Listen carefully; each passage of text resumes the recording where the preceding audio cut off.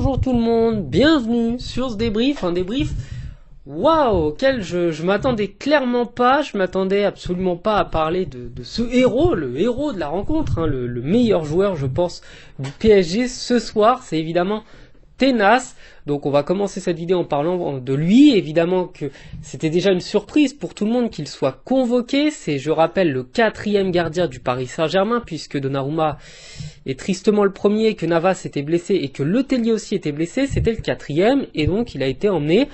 Et c'était déjà pour lui une grande chance de pouvoir être convoqué, même s'il se doutait qu'il n'allait pas jouer.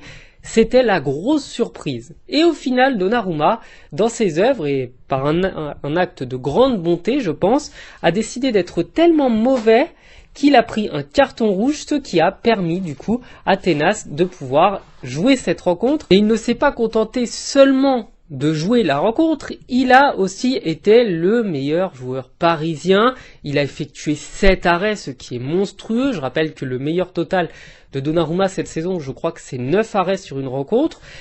Et c'était son premier match, d'autant qu'il l'a joué en étant en infériorité numérique. Le PSG a subi 22 tirs, ce qui est le plus haut total subi cette saison par les Parisiens. Et Tenas a tenu la baraque, il a fait de très beaux arrêts. Évidemment, je pense que la Ligue 1 va vous faire la compilation des plus beaux arrêts de la rencontre et de tous les arrêts du gardien espagnol. Et donc, c'est la grande révélation.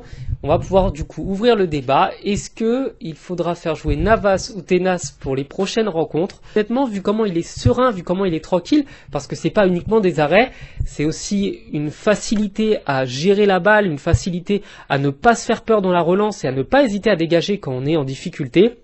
Bref, tous ces choix ont été importants, ils ont tous été bons.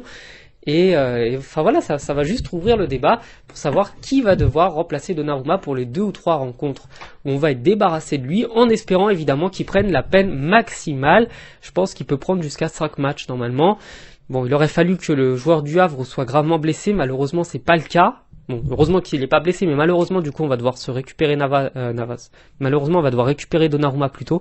Et dans ce match, les Havrais se sont montrés très dangereux dès le début de la rencontre. C'est eux qui sont les plus avenants, en fait, les plus, je dirais, impliqués dans le jeu dès le début. Et les Parisiens vont pas mal subir, encore une fois, le carton rouge de Donnarumma. Il vient aussi d'une erreur, je pense, de Mukiele qui ne va pas assez sur le ballon ou qui ne signale pas à son gardien qu'il faut qu'il la prenne.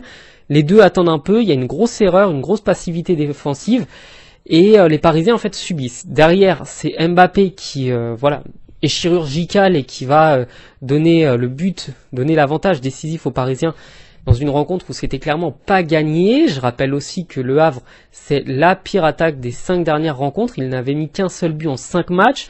Donc là, ça fait un seul but en 6 matchs. Donc, on a subi beaucoup de tirs. C'est vrai, le gardien a fait des beaux arrêts. Danilo aussi, d'ailleurs. Mais il y a aussi l'inefficacité des joueurs du Havre à prendre en compte. C'est aussi important, je pense, que d'avoir un bon gardien. Et dans l'ensemble, le match en fait des Parisiens, il a été maîtrisé. On n'a pas senti vraiment les Parisiens mis en grand danger. On a senti évidemment qu'il manquait quelqu'un sur le terrain. Ça, on le savait, ça, on s'en doute, ça, on le comprend. Mais les Parisiens, vraiment dans l'ensemble, ont bien géré leur match. Le deuxième but de Vitinha, je vais pas dire qu'il est anecdotique, il est plutôt représentatif de Vitinha. Vitinha, c'est un joueur qui peut faire des erreurs, ça arrive, qui prend sa chance de loin, qui n'a pas peur de frapper, qui marque de temps en temps et qui loupe aussi également. Mais là, ça fait 2 fois de suite qu'il marque des buts magnifiques en tirant de loin avec le PSG. Donc c'est important, c'est décisif d'avoir des milieux de terrain qui sont aussi capables de marquer. Ça veut dire que le PSG n'a pas qu'un seul danger, qui serait Kylian Mbappé. Et par contre, les Parisiens ont été très inefficaces devant le but. Je pense qu'ils auraient pu mettre beaucoup plus de buts que ça. Il y a eu énormément d'erreurs dans les relances, énormément d'erreurs dans les contre-attaques, énormément d'erreurs dans la dernière passe. Et même Mbappé a loupé pas mal de gestes devant le but. Donc bon, c'est pas non plus une victoire incroyable et flamboyante. C'est une victoire importante et une victoire décisive. Elle est pas flamboyante. Loin de là, attention. Mais on va dire que ça fait partie de ces matchs où, quand vous êtes dans le dur, faut quand même les gagner. C'est des points qui sont évidemment importants. Le PSG met Nice pour le moment à 4 points. Voilà. Le championnat, c'est important de le gagner. Par contre, ce qui n'est pas rassurant, et je conclurai sur ça, c'est la blessure de Ruiz. Donc évidemment, Ruiz n'avait normalement pas les épaules pour être titulaire, sans mauvais jeu de mots sur son épaule qui a sauté, mais avec encore un joueur en moins au milieu de terrain, ça risque d'être très compliqué contre Dortmund. Enfin voilà, je vous souhaite de passer une bonne journée, une bonne après-midi, et je vous dis à la prochaine sur la chaîne. Ciao.